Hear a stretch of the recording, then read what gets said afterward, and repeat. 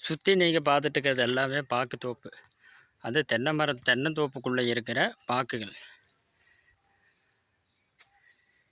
16 கெட்டு சொட்டுநீர் பாசனம் போட்டிருக்கிறோம். பக்கத்துலேயே பார்த்தீங்கன்னா இதுக்கு இந்த தென்னை மரத்துக்கு இந்த பாக்கு மரத்துக்கு ஒரு 15 அடி கேப். அதுக்கு இடையில இது 2 7 அடி 8 அடி வைக்கலாம். அப்படி தான் வச்சு நட்டிக்கிறாங்க. நல்லா வளர்ந்துருக்குது.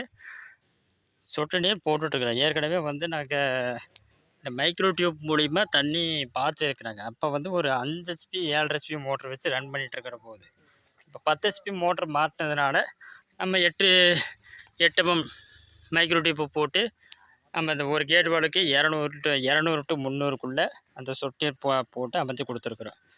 நல்லா பாயுது. நாங்கள் தண்ணி ஓட்டும் போது போட்டு காட்டுற பாருங்கள்.